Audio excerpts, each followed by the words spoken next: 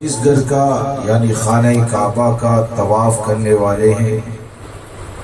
یہ وہ جگہ ہے جس کو سب سے پہلے دنیا میں قائم کیا گیا، جیسے کہ قرآن نے اعلان فرمایا ان اول بیت وضع للناس، سب سے پہلا گھر جو لوگوں کے لیے تعمیر ہوا وہ خانہ کعبہ ہے۔ اس کی فضیلتیں بے شمار ہے، اور آپ نے بارہا سنا ہوگا کہ خانہ کعبہ حرم شریف وہ جگہ ہے کہ ایک بندہ مومن اگر ایک نیکی کرتا ہے تو اللہ تبارک و تعالی اس کے نامہ اعمال میں 1,00,000 نیکیوں کا ثواب عطا فرماتا ہے۔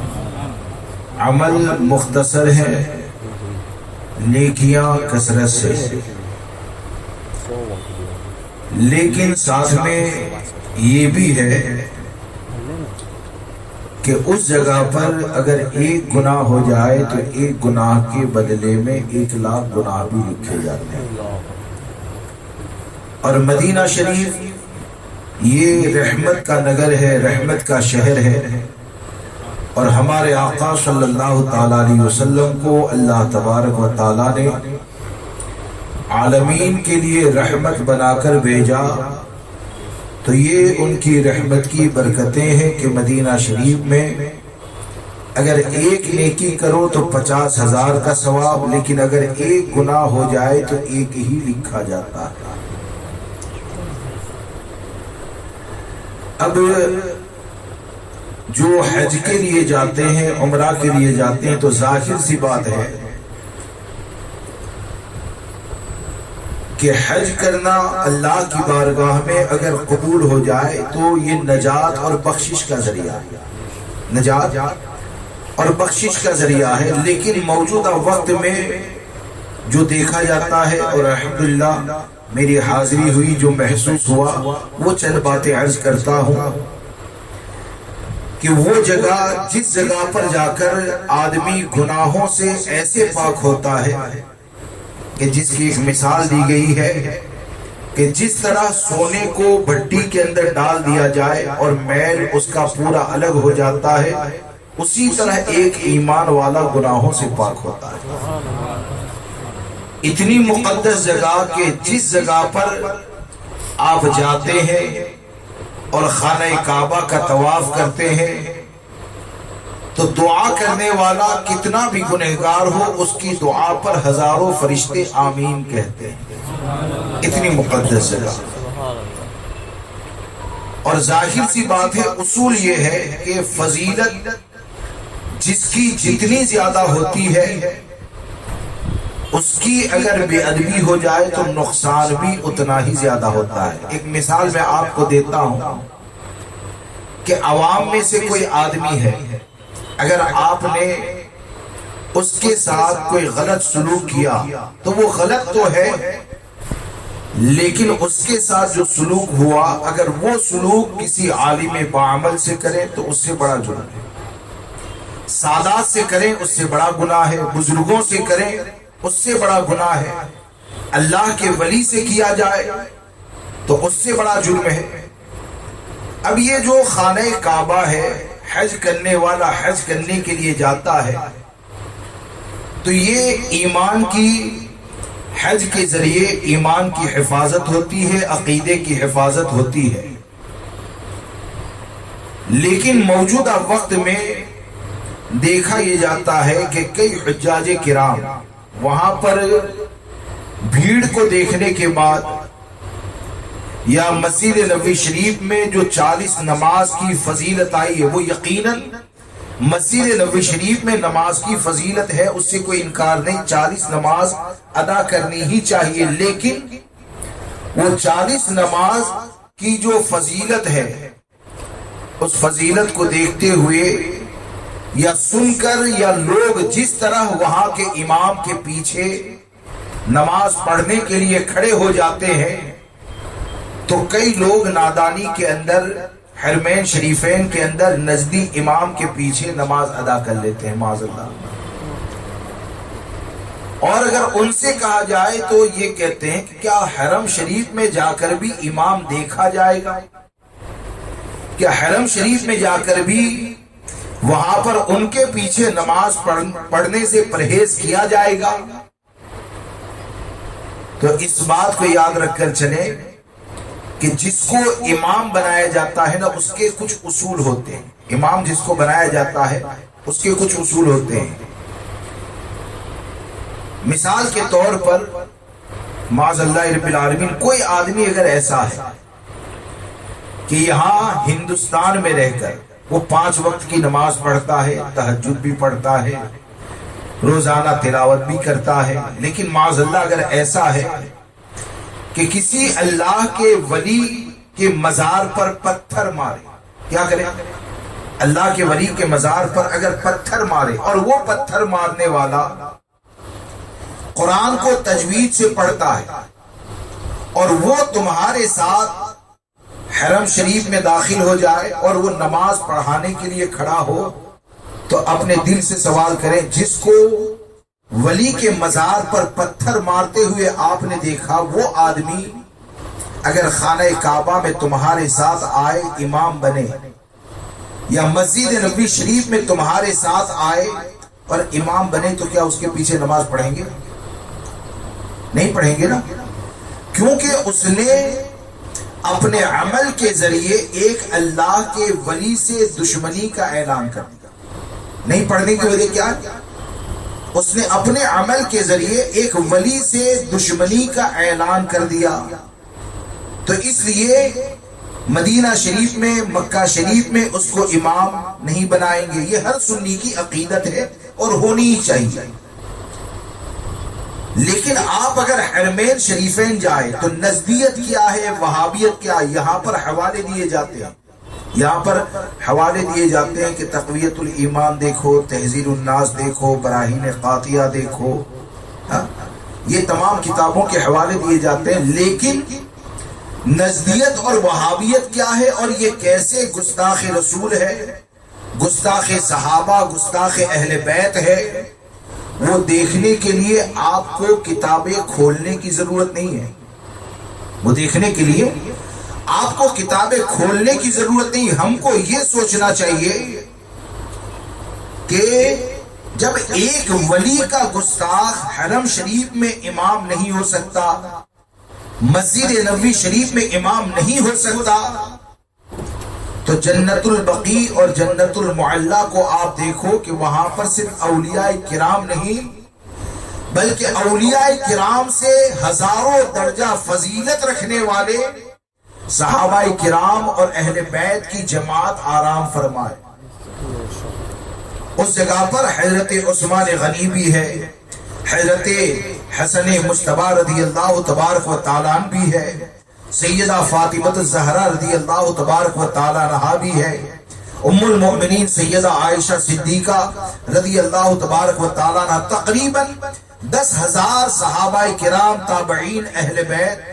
اس جگہ پر آرام فرما ہے۔ اور وہ آرام کرنے والے ہر صحابی سے ولی نے محبت کی تو اللہ نے ولایت کا مرتبہ عطا فرمایا، کیونکہ صحابہ کی محبت یہ پوری امت پر فرض ہے، لازم ہے۔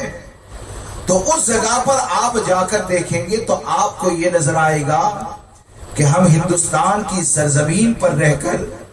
ایک ولی کے دربار میں اپنی پیٹھ کرنا گوارا نہیں کرتے ہیں۔ معاذ اللہ رب العالمین، وہاں پر صحابہ سیدہ فاطمہ کے مزار کے اوپر بلڈوزر چلا دیا گیا ہے، وہاں پر بلڈوزر چلا دیا گیا، وہ ہماری نظروں کے سامنے۔ تو آپ سوچیں کہ جو حکومت ایسے مقدس حضرات کے مزار مبارک پر بلڈوزر چلا دیں تو کیا ان کے پیچھے ہماری نماز ہو جائے گی؟ ہماری نماز یقیناً نہیں ہوگی۔ تو وہاں پر دیوبندیت، وہابیت کیا ہے، وہ ایک دم کھلی ہوئی بات ہے، یعنی سرکار صلی اللہ تعالیٰ علیہ وسلم کے روضہ مبارکہ کی بے ادبی، صحابہ کرام کی گستاخیاں، یہ سب ظاہر ہے۔ اور پھر یہ کہ نجدیوں کا جو عقیدہ ہے، یعنی محدث اعظمین رحمت اللہ تعالیٰ علیہ نے تو یہاں تک اپنی کتاب میں لکھا، جب 1924 میں، جس کو رپورٹ دیکھنا ہے میرے پاس وہ رپورٹ کی صورت میں ہے، کہ 1924 سے پہلے سیدہ فاطمہ الزہرا رضی اللہ تبارک و تعالی عنہا کا بھی شاندار مزار تھا جنت البقیع میں. حضرت عثمان ذو النورین کا بھی مزار تھا جنت البقیع میں. اور اس وقت جب یہ حالات چلے نا تو حضور محدث اعظمین جو سرکار مفتی اعظمین کے ساتھ رہتے تھے کچھ شاہ مقدسہ کے مخدوم اشرف جہانگیر سمنانی رضی اللہ تبارک و تعالیٰ عنہ کی نسل میں سے ہیں. تو اس وقت ہندوستان کی طرف سے ایک وفد گیا تھا کہ صحابہ کرام کے مزارات کو توڑنے سے رک جائے اور صحابہ کرام کے مزار کو نہ توڑا جائے. تو اس رپورٹ کے اندر محدث اعظمین رحمت اللہ تعالی علیہ نے ایک بات لکھی, میں نے پہلی بار پڑھی, یعنی حضرت نے لکھا کہ بلڈوزر تو چلایا ہی لیکن اپنی آنکھوں سے جن لوگوں نے دیکھا وہ میرے چاہنے والوں نے مجھے آ کر یہ بتایا کہ یہ نزدیوں کا صحابہ کرام اور اہل بیت عظام کے مزار کے اوپر ظلم وہ ہوا کہ بلڈوزر تو چلا ہی ہے لیکن صحابہ کے مزار پر گولیاں بھی چلائی گئی, صحابہ کرام کے مزار پر گولیاں بھی چلائی گئی ہے. یہ محدث اعظمین رحمت اللہ تعالی علیہ نے اپنی کتاب کے اندر لکھا. اب آپ سوچیں کہ ایسے لوگ جن کے دل کے اندر صحابہ اہل بیت کی دشمنی پائی جاتی ہے, اگر وہ امامت کے مصلی پر کھڑے ہو جائے یا خانہ کعبہ میں کھڑے ہو جائے یا مسجد نبوی شریف میں کھڑے ہو جائے تو آپ اپنے دل سے سوال کریں کہ ہندوستان میں صحابہ کی بے ادبی گناہ ہے تو کیا وہاں مسجد نبوی میں شریف میں کھڑے ہو کر وہ تقویٰ ہو جائے گی, خانہ کعبہ میں کھڑے ہو کر وہ تقویٰ ہو جائے گی؟ ارے حقیقت یہ ہے کہ گستاخ رسول جو ہوتا ہے وہ کہیں پر بھی رہے کہیں پر بھی گستاخی کرے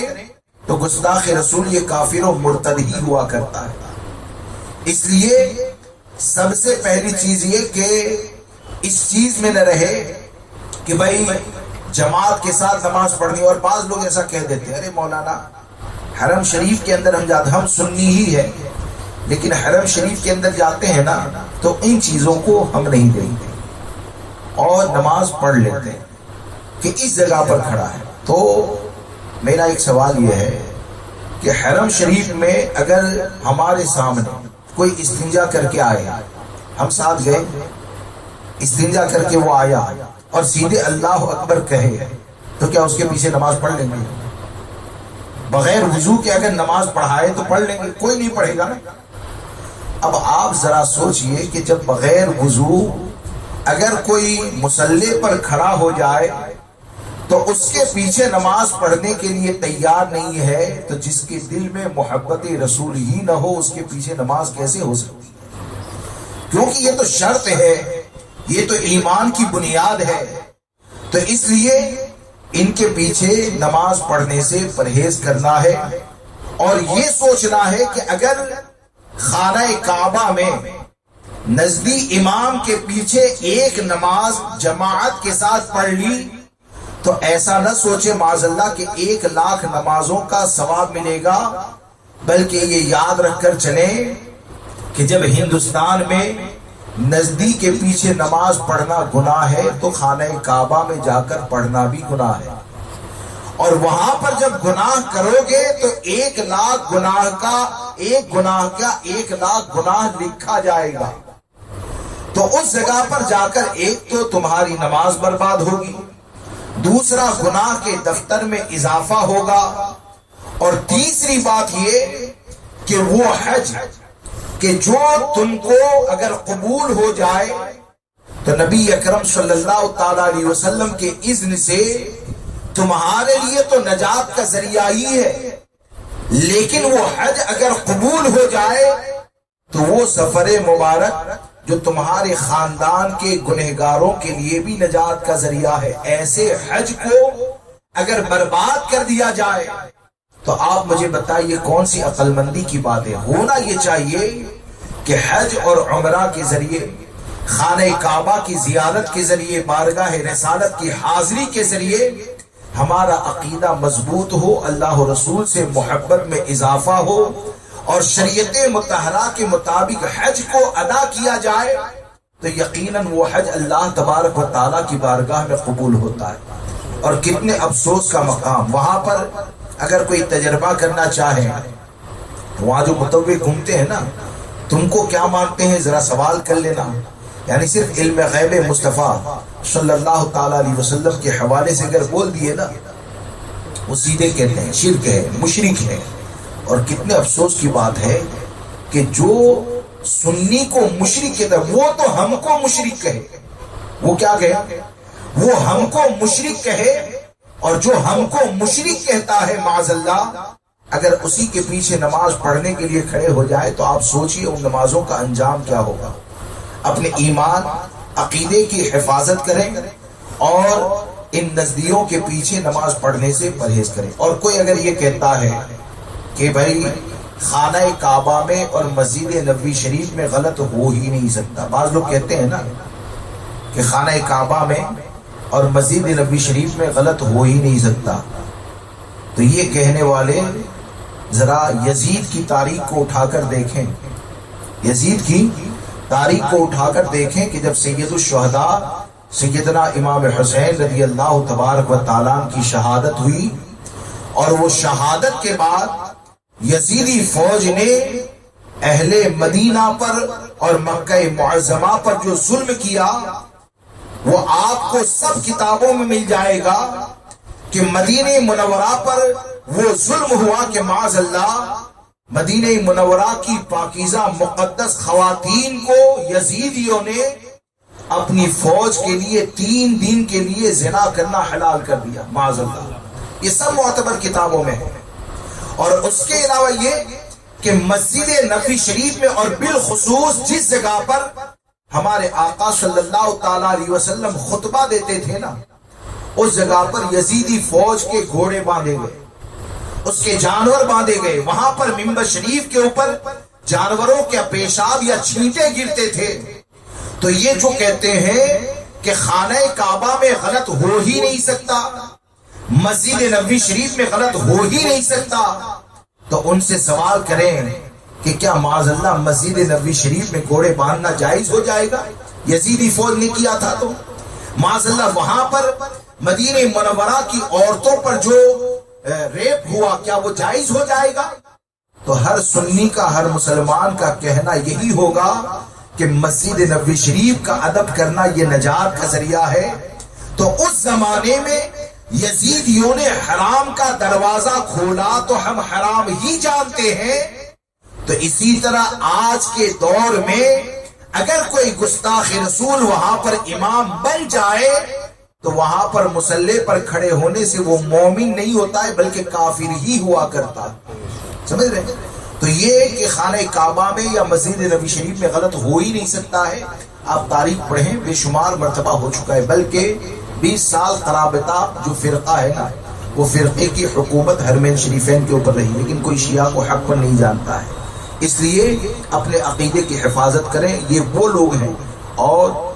یہ دیکھا گیا ہے، یعنی سرکار صلی اللہ تعالی علیہ وسلم کے مزار مبارک کی طرف آپ ہاتھ اٹھائے نا تو صاف کہتے ہیں یہاں کچھ نہیں ہے، یہاں کچھ نہیں، یہاں صرف پتھر ہے.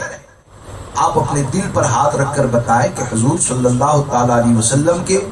روزے کے اوپر جاتے ہیں، وہاں صرف پتھر ہے کہ امام الانبیاء آرام فرمائے. ہمارے بزرگوں نے تو ہم کو یہ بتایا کہ نبی اکرم صلی اللہ تعالی علیہ وسلم جس جگہ پر آرام فرما ہے اور آپ کے جسم مبارکہ سے جو مٹی لگی ہوئی ہے نا،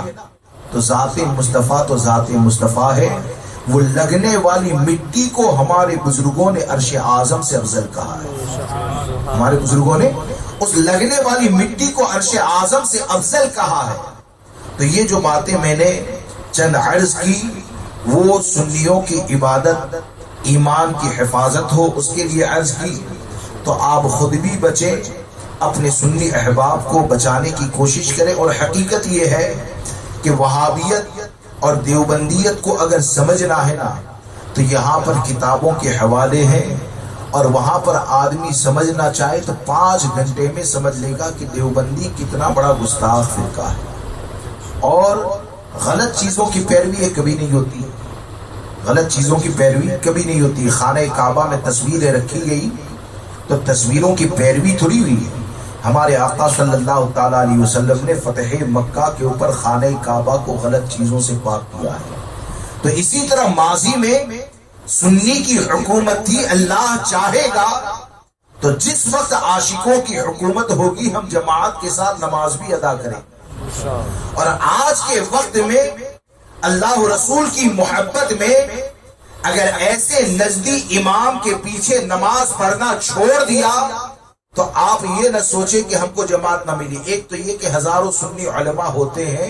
جو مسجد نبوی شریف میں بھی بعد میں جماعت کرواتے ہیں، ہم بھی جماعت کے ساتھ ادا کرتے تھے۔ اور اگر حضور کی محبت میں اگر گستاخوں کا بائیکاٹ کیا اور ان کے پیچھے نماز ادا کرنے سے بچ گئے تو یقین اور امید اللہ کی رحمت سے یہ ہے کہ جب اللہ رسول کی محبت میں آپ ایسے لوگوں کے پیچھے نماز پڑھنے سے بچیں گے تو اللہ تبارک و تعالی حضور کے صدقے میں جماعت کا ثواب بھی عطا فرمائے گا۔ تو اس لیے ان کے پیچھے نماز پڑھنے سے پرہیز کریں۔ اور دوسری بات یہ ہے کہ وہاں پر جو چیز ہوتی ہے، ایک تو حرام ذبیحہ کھانا اور کہیں پر بھی کھا لینا، ان چیزوں سے پرہیز کیجیے، کیونکہ یہ وہ مقدس جگہ ہے کہ جس جگہ پر ایک نیکی کی 1,00,000 نیکیاں عطا کی جاتی ہیں۔ لیکن حرام جو غذا ہوتی ہے نا، حرام غذا جو ہوتی ہے تو حرام غذا سے عبادتوں کو رد کر دیا جاتا ہے۔ تو سوچئے کہ ہمارے ایک لقمے کا ٹیسٹ یا چند لقمے اگر حرام کے کھا لینا، تو اگر حرام کا لقمہ پیٹ کے اندر جائے گا تو حرام کا لقمہ کھانے کے بعد خانہ کعبہ میں دعا کریں گے تو خطرہ یہ ہے کہ آپ کی دعاؤں کو رد کر دیا جائے گا۔ تو اس سے پرہیز کرنا ہے۔ حرام کھانا یہ حج کے مردود ہونے کا ذریعہ ہو سکتا ہے۔ اور تیسری چیز یہ کہ اللہ کی رضا کے لیے ہمارا سفر ہونا چاہیے، اور رب کی رضا کے لیے جب سفر کرتے ہیں تو وہاں پر یہ دیکھا جاتا ہے کہ خانہ کعبہ کا طواف کر رہے ہیں اور لوگ آن لائن یعنی فیس بک کے اوپر لائیو ہوتے ہیں اور ویڈیو بھی چلتا ہے، خانہ کعبہ کا طواف بھی چلتا ہے، مقام ابراہیم پر کھڑے ہو گئے اور ویڈیو شوٹنگ اور تصویر کشی بھی چلتی ہے۔ اب تصویر کشی کو جب شریعت مطہرہ نے حرام کر دیا اور یہاں تک فرمایا ان اشد الناس عذابا یوم القیامہ المصورون، کہ قیامت میں سب سے سخت عذاب یہ تصویر بنانے والوں کو دیا جائے گا۔ جب یہ فرما دیا گیا تو اگر خانہ کعبہ میں کوئی تصویر کشی کرتا ہے تو اس کا گناہ کتنا بڑا ہوگا وہ جانے۔ اور پھر مسجد نبوی شریف میں یا سرکار صلی اللہ تعالی علیہ وسلم کی بارگاہ میں حاضری کے وقت، تو سرکار صلی اللہ تعالی علیہ وسلم کی بارگاہ میں حاضری کے وقت اس اصول کو یاد رکھ کر چلیں کہ ہمارے آقا صلی اللہ تعالی علیہ وسلم کی بارگاہ وہ بارگاہ ہے جس کے بارے میں قرآن نے اعلان فرمایا وَلَوْ أَنَّهُمْ إِذْ ظَلَمُوا أَنفُسَهُمْ جَاءُوكَ فَاسْتَغْفَرُوا اللَّهَ وَاسْتَغْفَرَ لَهُمُ الرَّسُولُ۔ جب کوئی اپنی جان کے اوپر ظلم کرے یعنی گناہ ہو جائے نا تو اللہ تبارک و تعالیٰ نے کیا فرمایا؟ فَاسْتَغْفَرُوا اللَّهَ، اللہ کی بارگاہ میں توبہ کریں، وَاسْتَغْفَرَ لَهُمُ الرَّسُولُ، اور نبی اکرم صلی اللہ تعالی علیہ وسلم اللہ کی بارگاہ میں اس کی سفارش کریں۔ لَوَجَدُ اللَّهَ تَوَّابًا رَحِيمًا، اللہ تبارک و تعالیٰ کو بہت زیادہ توبہ قبول کرنے والا مہربان پاؤ گے۔ یہاں پر دو چیزیں ثابت ہوتی ہے، ایک تو یہ ہے کہ نبی اکرم صلی اللہ تعالی علیہ وسلم کی بارگاہ وہ بارگاہ ہے کہ جہاں پر گناہوں کو معاف کیا جاتا ہے، اور دوسری چیز یہ کہ آج جو نجدی حکومت کہتی ہے نا کہ یہاں پر کچھ بھی نہیں ہے، تو اللہ تبارک و تعالیٰ نے توبہ کی قبولیت کے لیے شرط یہ رکھی فاستغفر اللہ، اللہ کی بارگاہ میں توبہ کریں، اور شرط کیا آگے واستغفر لہم الرسول، اور رسول اعظم صلی اللہ تعالی علیہ وسلم اس کی سفارش کریں۔ تو آج بھی توبہ کا دروازہ کھلا ہے کہ بند ہے؟ بولیے، توبہ کا دروازہ کھلا ہے نا، اور توبہ کے لیے شرط کیا ہے کہ ہمارے آقا صلی اللہ تعالی علیہ وسلم اللہ کی بارگاہ میں سفارش کرے، تو جو سفارش کرنے والا ہوتا ہے وہ زندہ ہی ہوا کرتا ہے۔ سفارش کرنے والا جو ہوتا ہے وہ زندہ ہی ہوا کرتا ہے۔ تو یہ وہ بارگاہ ہے کہ جس جگہ پر شفاعت کا پروانہ عطا کیا جاتا ہے، اور اتنی مقدس جگہ کہ بڑے بڑے اللہ کے ولی جس جگہ پر آواز سانس کو بلند کرنا وہ بے ادبی سمجھتے تھے، بلکہ کئی بزرگان دین ایسے گزرے کہ مدینہ شریف کے مرنے کی تمنا میں سالوں زندگی گزاری، کھانا پینا کم کھایا، اور وہ ادب کی بنیاد پر مدینہ شریف سے باہر حاجت سے فارغ ہونے کے لیے جاتے تھے، اور کم کھاتے اس لیے تھے کہ بار بار اگر جانا ہو گیا اور کہیں مدینہ شریف کے باہر انتقال ہو گیا تو وہ فضیلت حاصل نہ ہوگی۔ یعنی یہ اتنی مقدس جگہ کہ جس جگہ پر سانس پر بھی بزرگان دین کنٹرول کرنے کی کوشش کرتے تھے، اگر ایسی جگہ پر چلانا، اگر ایسی جگہ پر تصویر کشی کرنا یا باقی خلاف شرع کاموں کو انجام دینا اگر ہوتا ہے تو یقیناً یہ نبی اکرم صلی اللہ تعالی علیہ وسلم کی ذات کو تکلیف کا ذریعہ ہے۔ اور ہم جاتے ہیں حج کے لیے، عمرہ کے لیے، تو ہماری زندگی کا مقصد یہ ہوتا ہے کہ اللہ راضی ہو جائے، اس کے محبوب صلی اللہ تعالی علیہ وسلم راضی ہو جائے۔ تو یہ خلاف شرع کاموں سے بچیں، اپنے عقیدے ایمان کی حفاظت کریں۔ اللہ تبارک و تعالی عزیزم زین العابدین بھائی جو اپنی والدہ کے ساتھ حج کے لیے جا رہے ہیں، ان کے اس سفر کو قبول فرمائے، اور ہم کو بھی، ہماری نسلوں کو بھی ایمان کے ساتھ بادب اللہ تبارک و تعالی خانہ کعبہ کی زیارت اور اس کے محبوب صلی اللہ تعالی علیہ وسلم کی بارگاہ کی بادب حاضری نصیب فرمائے، اور ان کے لیے اللہ تبارک و تعالی اس حاضری کو گناہوں سے بخشش کا ذریعہ اور بارگاہ مصطفیٰ صلی اللہ تبارک و تعالی علیہ وسلم سے شفاعت کا پروانہ ملنے کا ذریعہ بنائے۔ بولنے کے درمیان کچھ غلطی ہو گئی ہو توبہ کرتا ہوں، استغفر اللہ ربی من کل ذنب و اتوب الیہ۔ السلام علیکم و رحمۃ اللہ۔